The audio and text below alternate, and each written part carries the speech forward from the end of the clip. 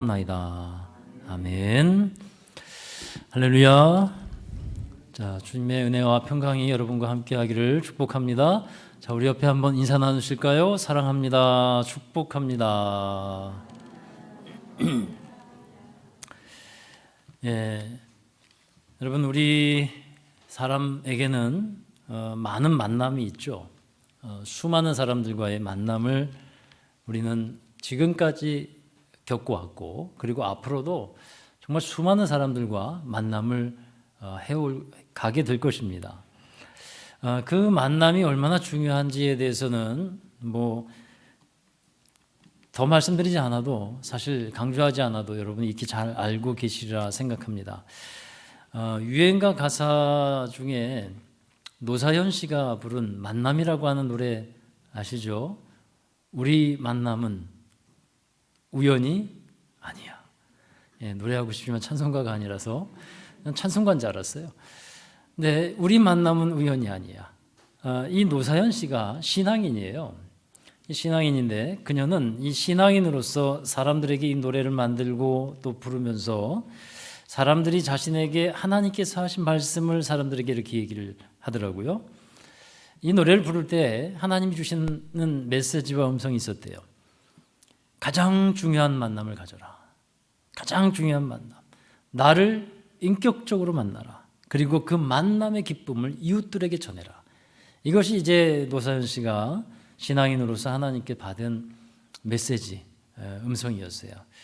여러분, 그렇습니다. 모든 사람에게는 참 중요한 만남이 있죠. 그 만남으로 인해서 인생이 이러한 모습 저러한 모습으로 바뀌어지게 되는 거예요. 그런데 여러분, 우리가 삶에서 가장 중요한 만남, 그것은 바로 하나님을 만나는 것. 하나님과의 만남은 이 세상 어느 누구와의 만남보다도 가장 중요하고 우리가 가져야 될 만남인 줄로 믿습니다. 그래서 오늘부터 저는 몇 주간에 걸쳐서 하나님의 부르심이라고 하는 주제를 가지고 설교를 하려고 해요. 요즘에 새벽에 말씀 묵상을 출애굽기를 하고 있는데, 출애굽기 말씀 중에 이제 3장의 오늘 말씀을 제가 묵상하다가 부르심이라고 하는 주제를 가지고 우리 성도들과 함께 은혜를 나눴으면 좋겠다 하는 감동을 받고, 오늘은 모세의 부르심에 관해서 말씀을 나누고, 그 이후에 또 하나님께서 부르신 여러 사람들에 대해서 또 그 부르심의 뜻과 목적과 이유가 뭔지 한번 찾아가 보는 시간을 가지려고 합니다. 자, 오늘은 첫 번째 시간인데 모세의 부르심에 관한 말씀이에요. 자, 말씀에 보면 하나님께서 모세를 부르시고 만나주시는 장면이 나옵니다.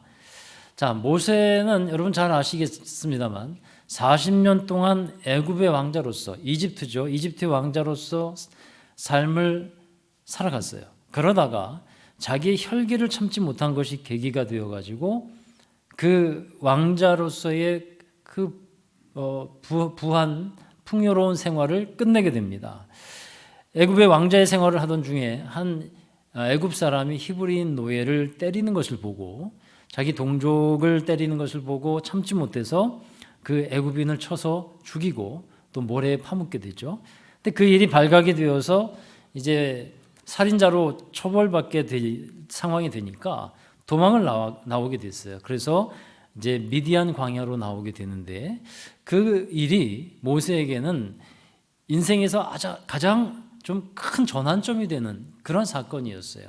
누구를 죽여서 그 일 때문에 피신하게 되는. 제가 아는 어느 분이 몇 년 전에 거의 구속 직전까지 갈 뻔한 상황이 있었어요. 술자리에서 옆에 있는 사람과 시비가 붙었어요. 그러다가 참지 못해가지고 상대방을 주먹으로 가격을 했는데 코뼈와 광대뼈가 골절이 되는 중상을 입혔어요. 그러다 보니까 이제 재판을 받게 되었는데 다행스럽게 이제 집행유예를 선고받고 피해자와 합의를 보고 나왔어요. 근데 여러분도 아시겠습니다만 집행유예는 무죄라는 게 아니잖아요. 무죄가 아니에요. 죄가 분명하게 인정되지만 한동안 지켜볼 테니까 다시는 그런 죄 짓지 말고 살아야 한다는 의미가 들어있는 게 집행유예입니다. 그분이 그 일을 겪은 후에 교회를 찾아가서 신앙생활을 시작하게 되었어요. 그런 계기가 되었어요. 여러분, 사람에게는 이런 중요한 변화의 계기가 되는 일이 있는 것처럼 모세는 애굽의 모든 부와 명예를 다 내려놓을 수밖에 없는 아까 말씀드린 그런 상황을 만난 거예요. 그리고 미디안 광야에서 이제는 이름도 없이 빛도 없이 묻혀 지내는 삶이 새롭게 시작이 됩니다. 그렇게 살면서 40년 동안을 지냈어요. 모세가 광야에서 양을 치면서 그렇게 40년을 묻혀서 지내는 상황이 됐는데, 근데 하나님은 그때에 40년이 되었을 때, 그러니까 80세가 되었을 때에 모세를 부르시고 모세를 만나 주시는 거예요. 오늘이 그 말씀이죠. 하나님의 산이라고 하는 호렙산에 모세가 양들을 이끌고 가면서 있을 때, 이 호렙산에 이르렀을 때 광야의 한 떨기나무 가운데 불이 붙은 것을 봅니다.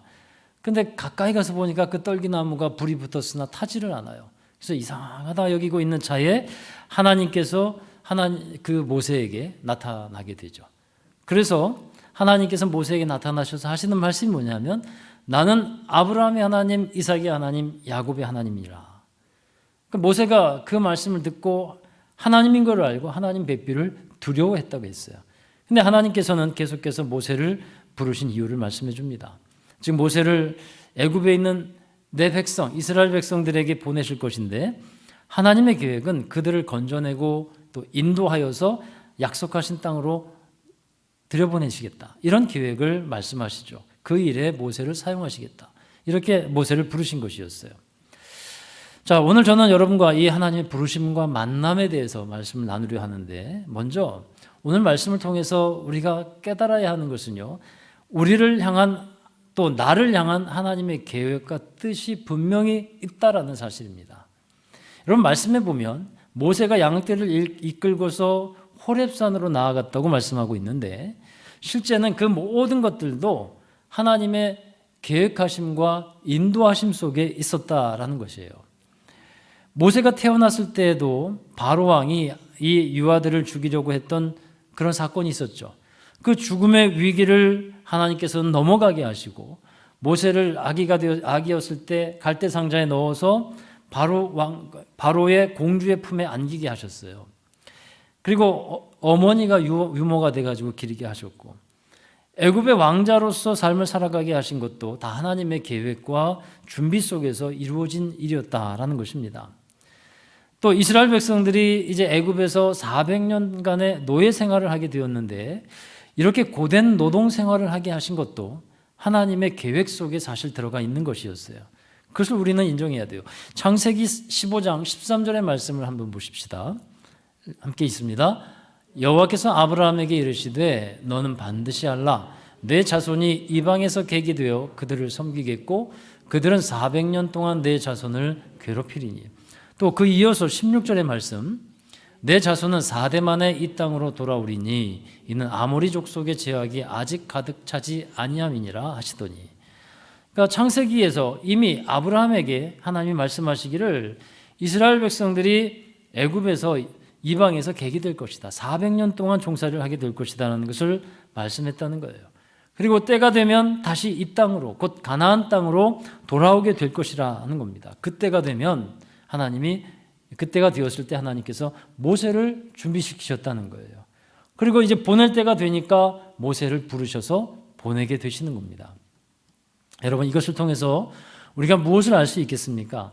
하나님은 구원의 계획을 갖고 계셨고, 그 구원의 계획 속에 모세를 부르셨고, 그 부르심 속에서 모세를 만나 주셨다라는 것입니다. 그리고 모세를 먼저 찾아와 주신 거예요. 여러분, 우리가 하나님을 이해할 때 우리가 분명히 알아야 되는 것은, 하나님은 언제나 먼저 찾아오시는 분이에요. 사랑의 하나님입니다. 우리가 착각하지 말아야 될 것은 내가 하나님 찾은 것처럼 착각하는 거예요. 그렇지 않습니다.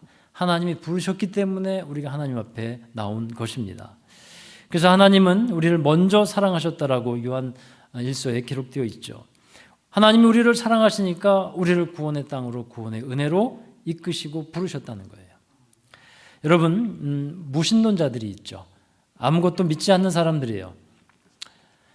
이 사람들은 이제 세상에 존재하는 모든 것은 우연적으로 이루어진 것이라고 말을 합니다.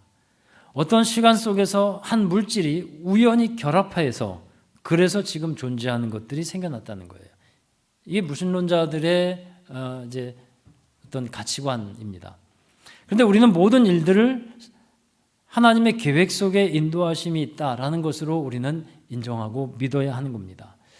우리의 모든 일들 속에 하나님의 주권적인 역사가 있다라는 것이에요. 여러분, 예수님이 이 세상에 보냄받은 것도, 구원자로 오신 것도 하나님의 구원 계획 속에서 이루어진 일이에요. 그냥 즉흥적으로 이루어진 일이 아니라는 겁니다. 예수님이 제자들을 만나시고 제자들을 진짜 제자로 부르신 것도 한번 생각해 보십시오. 그냥 우연히 일어난 일이 아니라는 거예요. 갈릴리 호수에서 고기 잡고 있는 베드로와 제자들 보면서 내가 이 사람들을 제자로 불러야겠다 하고 예수님이 생각하면서 그냥 즉흥적으로 부른 것이 아니라는 거예요. 하나님의 계획과 섭리 속에서 그들을 부르셨다라는 것이죠. 사도 바울이 선교 여정을 가는 가운데 아시아로 가서 선교를 가려고 했는데 자꾸만 길이 막혀요. 또 로마로 가려고도 했는데 로마서에 보면 자꾸만 길이 막혔다는 것을 기록하고 있죠. 근데 이 아시아로 가서 복음을 전하다가 길이 막히는 가운데서 어느 한 밤에 하나님께서 환상 중에, 꿈 중에 보여주신 것이 있었어요. 이 유럽 쪽에서, 마게도냐 쪽에서 한 청년이 손짓을 하면서 이리 와서 우리를 도우라. 그러니까 이 사도 바울이 하나님께서 그쪽으로 가라고 말씀하시는 거구나 라고 생각하고 배를 타고 그 마게도냐의 첫 성으로 들어갔는데 그 성이 빌립보잖아요. 빌립보에서 갔더니 누가 준비되어 있습니까? 루디아라고 하는 여인이 거기에 준비되어 있었던 거예요. 그래서 루디아라는 여인이 자신의 집을 교회로 내어드리면서 기도처로 삼고 거기서 예배드리면서 빌립보 교회가 시작이 되었다는 거예요. 이 모든 것들이 다 우연적으로 된 일이다. 그렇지 않습니다. 하나님은 그렇게 그 마음을 성령으로 감동시키시고 또 하나님의 큰 섭리 안에서 주장해 주셔서 이끌어 오셨다라는 거예요. 저는 가끔 이런 생각을 할 때가 있어요. 제가 우리 동네에 당수동에 와서 교회를 개척을 하고 또 이곳에서 이렇게 목회를 하고 있게 되었는데 제가 이곳에 어떤 연고가 있는 것도 아니고 아는 사람이 있는 것도 아니었는데 어떻게 여기 오게 되었을까? 어떻게 여기 오게 되었을까? 저는 그냥 개인적으로 이것도 하나님의 계획과 인도하심이다 확신하고 있어요. 그렇게 고백하고 있습니다. 여러분은 어떠십니까? 여러분은 이곳에 우연히 오신 것 같으세요? 여러분 어떻게 생각하십니까? 하나님의 때에 하나님의 부르심 속에서 여러분을 인도하셨다고 저는 믿습니다. 그 가운데서 사람들 보기에는 우연적으로 그냥 일어나는 만남 같지만 하나님의 계획 가운데서 뜻 안에서 우리는 서로 만나서 교회를 이루고 있고 또 우리가 하나님의 부르심 안에서 한 소망을 갖고 나아가는 중이다. 이렇게 믿으시기를 주의 이름으로 축복합니다. 자, 여러분, 그러면 이런 계획과 하나님의 뜻 속에서 우리를 부르실 때 우리는 어떻게 해야 할까? 하나님과의 만남이 이루어져야 되잖아요. 하나님이 부르시면 그 다음에는 만남이 이루어져야 되는데 만남을 이루기 위해서는 우리가 대답을 해야 되고 반응을 보여야 하는 겁니다. 하나님, 내가 여기 있습니다 라고 대답을 해야 되는 거예요. 우리 출애굽기 3장 4절의 말씀을 한번 보십시다. 한번 읽어보시죠. 하나님이 떨기나무 가운데서 그를 불러 이르시되 모세야 모세야 하시매 그가 이르되 내가 여기 있나이다. 아멘. 자, 모세는 떨기나무 불꽃 가운데서 부르시는 하나님의 부르심을 듣습니다. 그리고 대답하는 거예요. 하나님, 제가 여기 있습니다. 제가 여기 있습니다. 대답을 하는 거예요. 여러분, 사무엘 선지자가 성전에서 지내고 있을 때 하루는 하나님이 사무엘을 부르시잖아요. 사무엘이 처음에는 그 하나님 부르시는 걸 잘 알지 못해서 가만히 있다가 엘리 제사장에게 갔다가 이게 하나님이 부르신다는 것을 알고서 어떻게 말합니까? 하나님, 사무엘아 사무엘아 이렇게 하나님 부르셨을 때 말씀하옵소서, 주의 종이 듣겠나이다. 이렇게 대답을 하는 거예요. 그렇게 대답을 했을 때, 반응을 보였을 때 만남이 이루어지는 겁니다. 키가 작은 삭개오가 예수님이 자기가 살고 있는 여리고 마을로 지나간다라는 소리를 듣고 무화과 나무 위로 올라갑니다. 그때 예수님이 그를 보시고 불러요. 삭개오야, 삭개오야, 속히 내려와라. 오늘 내가 너의 집에 가서 유해야겠다. 예수님의 이 말씀에 삭개오는 즉시 내려옵니다. 응답을 하는 거예요.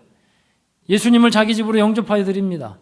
그리고 자기의 잘못된 삶을 깨닫고 회개하며 그 죄악된 삶을 버리기로 결심을 하여 이런 부르심과 응답 속에서 예수님은 선포하시죠. 오늘 구원이 이 집에 임하였다. 이 삭개오도 아브라함의 자손이라. 여러분, 구원이 이루어지는 것임을 보게 됩니다. 하나님이 부르시는 것에 우리는 대답을 해야 된다는 거예요. 무시하거나 귀를 막거나 피하거나 그러면 만남이 이루어지지를 않습니다. 하나님이 부르시는 방법은 다양해요. 환경을 통해 부르시기도 하고 사람을 통해 부르기도 합니다.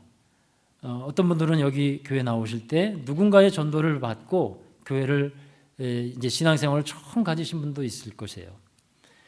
또 어떤 사람은 삶의 어려운 문제를 통해서 하나님의 부르심을 경험합니다. 삶의 경제적인 어려움을 만나거나 건강에 문제가 생겼을 때 내가 해결할 수 없는 힘든 문제를 만나는 거예요. 그 어려운 문제 앞에서 나약하고 연약한 자기 자신을 깨닫죠. 그때 누구를 보게 됩니까? 하나님을 보게 되고 하나님을 찾게 되는 거예요. 여러분, 그래서 우리는 깨달아야 합니다. 어떤 문제가 생겼을 때 가장 먼저 생각해야 되는 분이 있어요. 그게 바로 하나님인 것입니다. 옛날에 이 배우 차인표 씨 아시죠? 차인표 씨의 그 미니 홈피에 옛날에 이런 글이 있었어요. 차인표 씨가 어렸을 때 집에서 놀다가 생긴 일인데 담벼락이 하나가 있었는데 그 담벼락에 머리가 들어갈 만한 구멍이 하나 나 있더래요. 그래서 궁금하잖아요. 그 안에 뭐가 있는지. 그래서 차인표 씨가 어릴 적에 그 머리를 그 구멍에다가 들이밀고서 그 안에 뭐가 있나 이렇게 둘러보는데 깜깜하니까 아무것도 보이지 않는 거예요. 그래가지고 이게 뭐 보이지도 않으니까 머리를 빼려고 했는데 그때 문제가 발생했어요. 머리가 빠지지를 않는 거예요. 그 머리가 그 담벼락에 처박혀 있고 몸은 다 밖에 나와 있는 상태에서 그걸 또 밖에 형이 봤어요. 그래서 형이 보고서 이제 동생 차인표를 막 빼내려고 하는데 안 되는 거예요. 도저히 빠지지가 않는 겁니다. 애들이 어떻게 할 방법을 잘 몰라요. 그러면 어떻게 해야 합니까, 여러분? 이 대답 나올 줄 알았어요. 119 부른다고. 그런 줄 알았는데요. 그때는 그런 상황도 아니니까 여러분 119 전에 먼저 아버지를 부르는 거예요. 아버지, 어머니, 큰일 났어요. 하고 아버지를 찾잖아요. 아버지를 찾아요. 그 아들의 이 순수한 믿음이 뭔지 아세요? 아버지는 이 문제를 해결할 수 있을 것이다. 아버지는 이 문제를 풀어갈 수 있을 것이다. 그래서 형이 아버지를 목 놓아 부르는 거예요. 그래서 아버지가 와서 구멍에서 빠져나올 수 있었대요. 여러분, 우리가 이런 문제가 생겼을 때 우리가 찾아야 하는 분이 바로 우리 문제를 해결해 주실 수 있는 예수님이십니다. 하나님이십니다. 우리의 문제의 근원부터 해결해 줄 수 있는 분이 바로 하나님이신 거예요. 자, 모세가 광야의 떨기나무에 불이 붙은 가운데서 이제 하나님을 만납니다. 왜, 여러분 생각해 보십시오. 왜 떨기나무에 불이 붙었을까? 떨기나무는 광야에 있는 아카시아 나무과로 잡목과도 같아요. 그래서 별로 쓸모가 없어요. 여호와의 사자 곧 하나님께서 그 떨기나무에 불로 임했다고 했는데 여러분 생각해 보십시오. 더 멋있는 나무가 있잖아요. 감람나무도 있고 또 이파리가 무성한 무화과 나무도 있고 그런 멋진 나무들도 있는데 왜 떨기나무에 불이 붙었을까? 이 떨기나무는 이스라엘 백성들과 그 당시에 모세의 상황을 지금 보여주고 있는 겁니다. 모세는 애굽에서 40년의 왕자로서 부족함이 없는 세월을 보내다가 하루아침에 모든 것을 다 잃어버린 처지가 되었어요. 광야에서 그리고 다 잃어버린 채로 다 내려놓은 채로 40년의 세월을 보냅니다. 그러니까 광야의 떨기나무 같은 처지가 바로 모세의 처지였던 거예요. 또한 이스라엘 백성들도 마찬가지예요. 애굽에서 400년간 노예 생활을 하면서 그들도 비참하고 쓸모없는 존재처럼 되어져서 살아가고 있었다는 겁니다. 그런데 그러한 떨기나무 같은 존재에 하나님이 함께 하시겠다는 거예요. 그런 가운데서 하나님이 함께 하시면 상황은 달라지는 겁니다. 여러분, 하나님은 사람들과 함께 하시면서 그 사람을 존귀하게 만들어 가시는 분이에요. 존귀한 하나님을 그 사람이 모시고 살기 때문에 그 사람이 존귀한 자가 되는 것입니다. 사도 바울은 그러한 경험을 이렇게 고백하고 있어요. 우리 고린도후서 4장 7절 읽어봅니다. 우리가 이 보배를 질그릇에 가졌으니 이는 심히 큰 능력은 하나님께 있고 우리에게 있지 아니함을 알게 하려 함이라. 아멘. 우리는 질그릇과 같은 존재로서 깨어지기 쉽고 볼품이 없는 사람들이라는 거예요. 그러나 우리 안에 무엇이 있습니까? 보배로우신 예수 그리스도가 있어요. 그래서 우리는 주님의 능력이 있고 존귀하게 된 사람입니다. 제가 항상 이런 말씀을 드릴 때마다 예를 들어드리는 게 있어요. 여기 컵이 있다면 여러분 이 컵이 여기에서 물을 담고 있으니까 또 강단에 올라와 있으니까 또 존귀하게 됐어요. 근데 만약에 여기에 이 존귀한 컵이 이 안에 담배꽁초로 가득 차 있다면 이거는 재털입니다. 이 안에 보석이 들어가 있다면 이것은 보석함입니다. 여러분 우리 안에 예수 그리스도 보배로우신 예수 그리스도가 있기 때문에 우리는 존귀한 사람이라는 말씀입니다. 그렇습니다, 여러분. 하나님은 그렇게 우리를 존귀하게 하시고자 불렀어요. 그러면 하나님의 부르심은 또 어떤 목적이 있는지 오늘 말씀을 통해서 찾아가 보면 두 가지 이유가 있어요. 첫 번째는 그 사람을 하나님은 거룩하게 하시기 위해서 부르신다는 겁니다. 출애굽기 3장 5절의 말씀 한번 보시죠. 하나님이 이르시되 이리로 가까이 오지 말라. 내가 선 곳은 거룩한 땅이니 내 발에서 신을 벗으라. 하나님의 부르심을 받은 사람들은 하나님의 거룩하심을 경험하게 돼요. 하나님의 임재 앞에서 거룩하심을 경험하게 되는데 거룩하신 하나님은 우리 또한 거룩하게 되기를 원하시는 겁니다. 하나님을 믿기 때문에 하나님을 닮은 사람으로 살아가야 한다는 거예요. 그렇게 되기를 원하시는 겁니다. 내가 선 땅은 거룩한 땅이니 내 발에서 신을 벗어라. 이것은 구별됨입니다. 구별됨. 세상의 신을 신고 다녔다면 이제는 그 신을 벗고 하나님의 거룩한 땅에 서야 한다는 것이죠. 여러분 세상과 구별된 사람들이 교인입니다. 또 세상의 가치관과 죄악 속에서 살아가는 사람들이 아니라 하나님의 가치관과 성경적인 가치관과 말씀 안에서 살아가는 사람들이 그리스도인인 거예요. 우리가 살아가는 곳이 거룩한 곳이 되도록 만드는 사람이 그리스도인인 것입니다. 그래서 우리는 우리의 신을 벗고 거룩하게 구별되어 서야 하는 겁니다. 믿음으로 살아가기 전에 나의 신을 신고서 나의 뜻대로 내가 원하는 대로 내가 바라는 대로 살았다면 이제 우리가 예수를 믿고 나서부터는 하나님의 뜻 가운데 서야 한다는 거예요. 하나님의 말씀을 따라서 내 것을 누르고 내려놓고 또 내 자아가 깨어지고 죽은 상태에서 하나님의 말씀을 따라 살아가는 그러한 삶을 살아가야 하는 겁니다.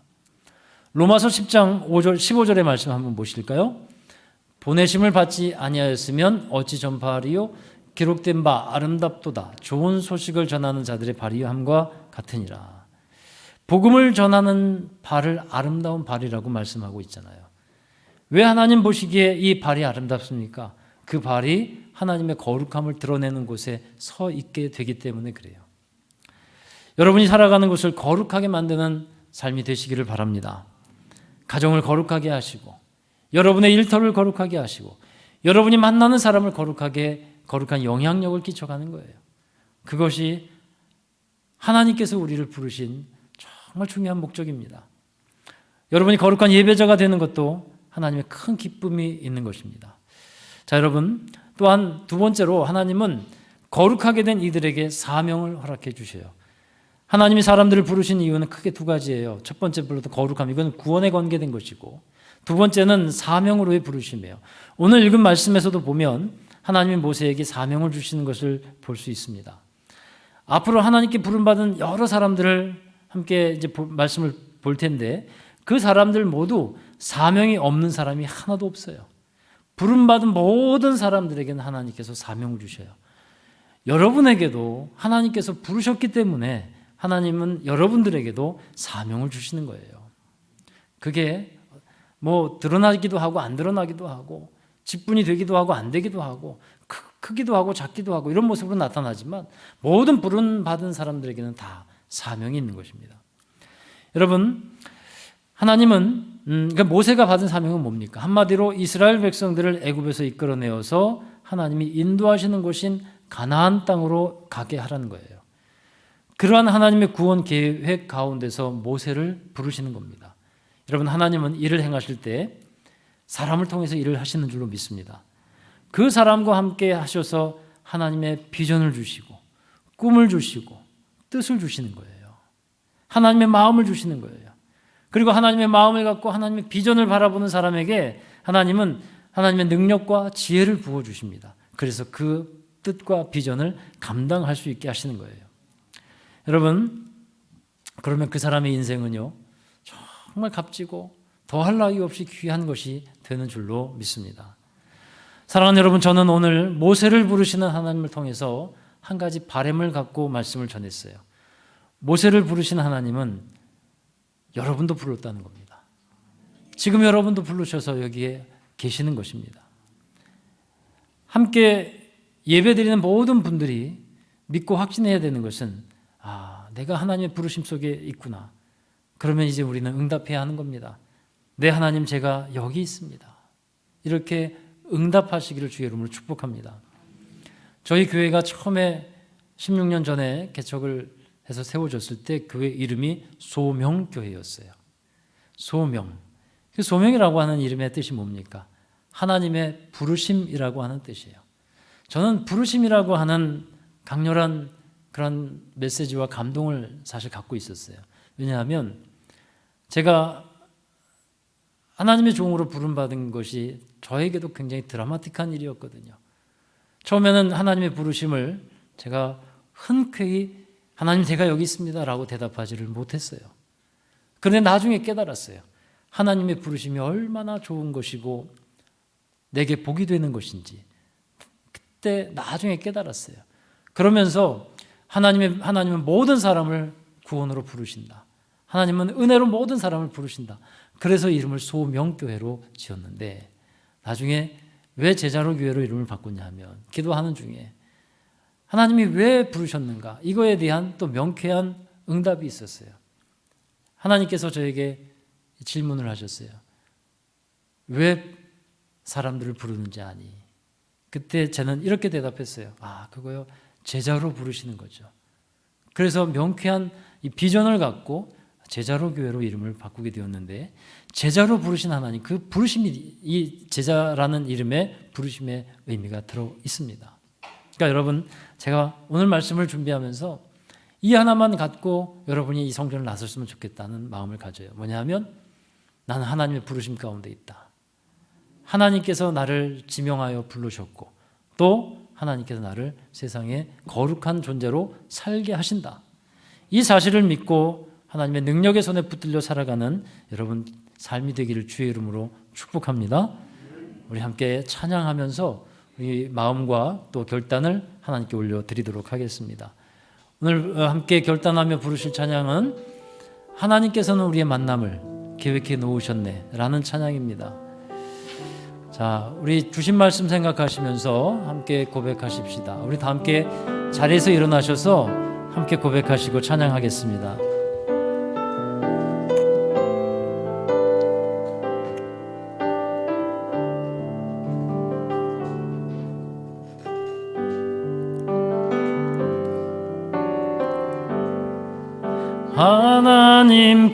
하나님께서는 우리의 만남을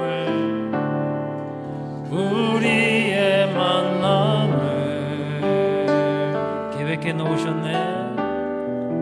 계획해 놓으셨네. 우린 하나 되어 어디든 가리라. 어디든 가리라.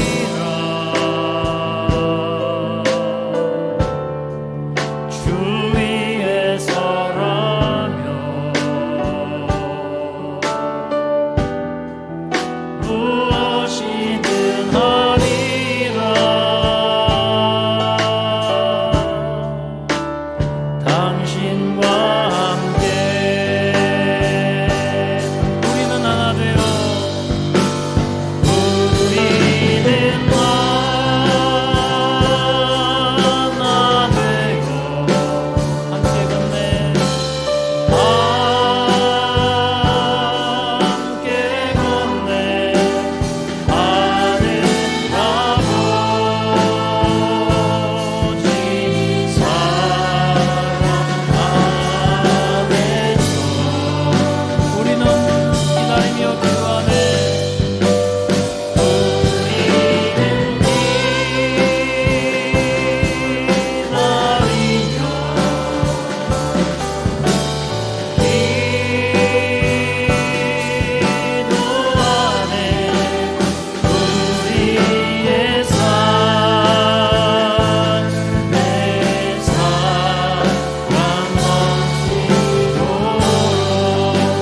번 더 찬양하십시다. 하나님께서는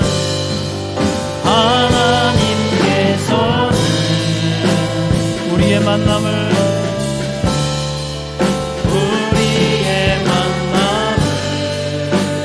계획해 놓으셨네.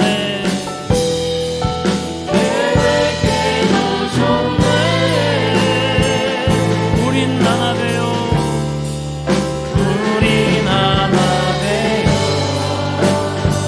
어디든 가리라. 주 위에서라면 어디든 가리라. 주 위에서라면 무엇이든 하리라. 당신과 함께 우리는 하나 되어 함께 걷는 믿음의 사람들입니다. 하나 되어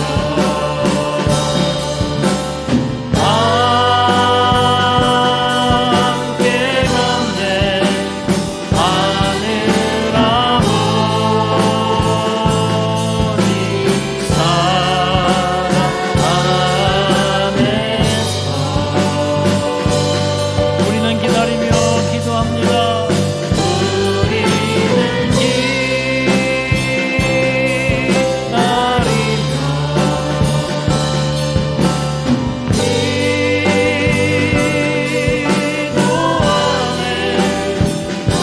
우리의 삶에 사랑 넘치도록.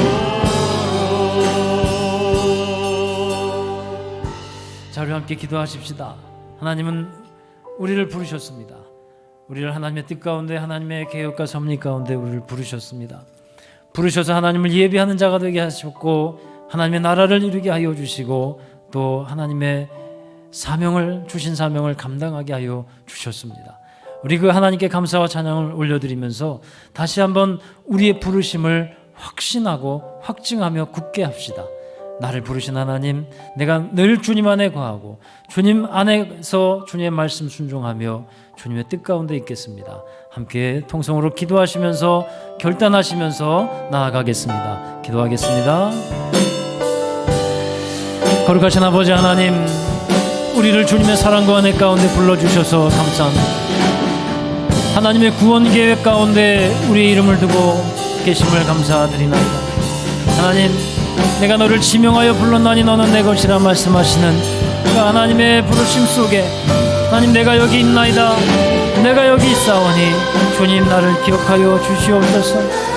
하나님을 영화롭게 하는 예배자로 살게 하여 주시고, 하나님의 사명을 감당하는 주의 일꾼으로 살게 하여 주셔서 하나님 보시기에 아름다운 인생, 귀하게 쓰임받는 인생이 되도록 주님 축복하여 주시옵소서. 놀라운 하나님의 영광을 드러내는 저희들이 되기를 간절히 소원합니다. 하나님 역사해 주시옵소서. 늘 부르심에 응답하여 나아가는 저희들이 되게 하여 주시옵소서. 하나님, 하나님의 부르심을 외면하지 않게 하여 주시며 하나님의 부르심에 순종하며 나아가는 저희들이 되게 하여 주시고, 언제나 하나님의 뜻을 이루어가는 거룩한 주의 일꾼들로 살게 하여 주시옵소서. 우리의 삶에 언제나 함께 하여 주시고 이끌어 주시옵소서. 주님 말씀하시는 것을 듣도록 저희들의 귀한 마음을 열어 주시옵소서. 하나님, 떨기나무같이 비천한 저희들을 기억하여 주시고 또 찾아와 주셔서 우리를 사랑한다 말씀하여 주시고 구원으로 이끌어 주심을 감사드립니다. 우리가 먼저 하나님을 사랑한 것이 아니요, 하나님께서 우리를 먼저 사랑하셔서 찾아오셨으니 그 하나님의 먼저 찾아주신 은혜를 늘 잊지 않게 하여 주시고, 내가 너를 지명하여 불렀나니 너는 내 것이라 말씀하시는 하나님의 그 말씀이 나의 말씀으로, 내게 주시는 말씀으로 들려지게 하시고, 그리하여 우리가 하나님의 것으로 인정되어져서 하나님의 영광을 위해 귀하게 드려지고 쓰임받는 삶이 되도록 축복해 주시옵소서. 오늘도 하나님, 부르신 하나님 앞에 감사한 마음으로 이 성전문을 나가기를 원합니다. 그래야 세상에서 구별되어 살게 하시고 우리가 거하는 곳에 하나님의 영광이 임하도록 거룩한 땅이 되도록 쓰임받는 귀한 삶이 되게 하여 주시옵소서.